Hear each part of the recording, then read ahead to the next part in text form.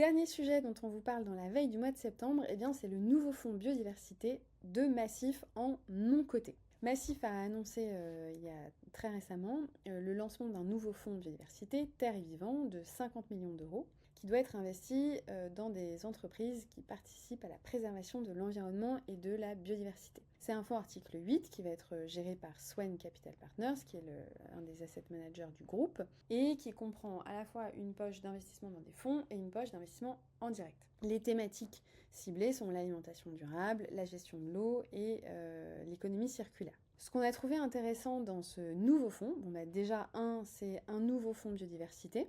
Donc ça témoigne finalement de la montée en puissance du sujet, dans le côté et aussi dans le non-côté.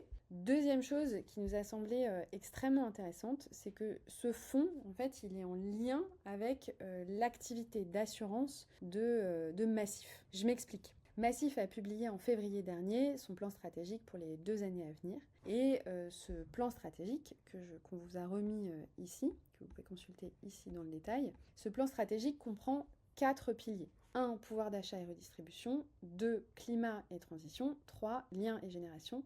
4. Unité et état d'esprit. Première chose, donc le plan stratégique, les 4 piliers. Deuxième chose, ils ont annoncé rapprocher les 3 activités principales du groupe, qui sont l'assurance de biens, l'assurance de personnes, donc la santé et la prévoyance, et puis la finance et l'épargne. Pourquoi c'est intéressant de rapprocher ces activités? Parce que, vous le savez sans doute, l'activité d'assurance de biens souffre énormément de l'impact du changement climatique et de l'érosion de la biodiversité via des phénomènes climatiques extrêmes qui se multiplient, comme par exemple les inondations, les grêles, qui coûtent très cher aux assureurs et qui endommagent forcément la rentabilité d'un assureur. Et en fait, le fait de lancer un fonds biodiversité et surtout d'investir sur le territoire français dans des entreprises qui vont être adaptées à l'évolution du climat et de l'environnement, qui vont proposer des modèles qui sont peut-être plus vertueux en matière d'environnement, eh bien ça a des synergies très fortes avec leur métier d'assureur parce que à terme, ça permet de réduire les risques de leur activité d'assurance. Et je trouvais que de faire le lien de manière assez claire entre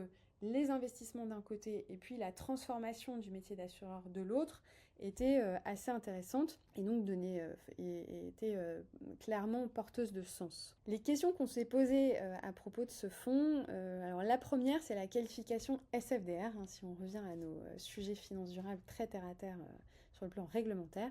Donc c'est un fonds article 8 alors que le fonds a un objectif d'investissement durable, qui est d'investir dans des activités considérées comme durables, ayant une action bénéfique sur les écosystèmes, qu'il s'agisse de réduire, d'atténuer ou d'éviter directement les impacts des activités humaines sur les facteurs de pression qui fragilisent la biodiversité ou en permettant de restaurer les écosystèmes. Donc bref, vous avez compris, on a un objectif d'investissement durable, pourtant c'est un fonds article 8. Donc on pourrait se dire que c'est parce que c'est un fonds de fonds, enfin qu'il y a une partie fonds de fonds que la qualification SFDR est 8, mais on s'est doublement interrogé parce qu'on sait que Swen a lancé très récemment un nouveau fonds de fonds article 9 qui s'appelle Swen P Select Europa 7, donc qui investira notamment dans la transition énergétique et la décarbonation.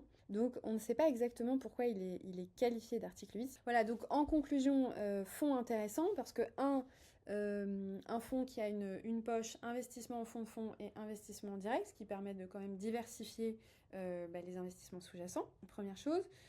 Deuxième chose, on voit la montée en puissance de la thématique biodiversité dans le lancement de fonds, notamment dans le non-coté. Et puis, troisième chose, on a bien aimé le lien qui est assez bien fait justement entre l'activité d'investissement qui va flécher des activités qui permettent à terme de pérenniser l'activité d'assurance, notamment d'assurance de biens. On profite de cette veille pour vous donner quelques nouvelles de Moonshot, des sujets sur lesquels on travaille. Voilà, on se dit que ça peut être aussi intéressant pour vous de savoir un petit peu ce que demandent vos concurrents, confrères, etc. Le marché. Voilà, donc au mois de septembre, nos grands sujets, c'était des accompagnements CSRD, que ce soit full accompagnement pour l'année 2025 comme pour l'année 2026.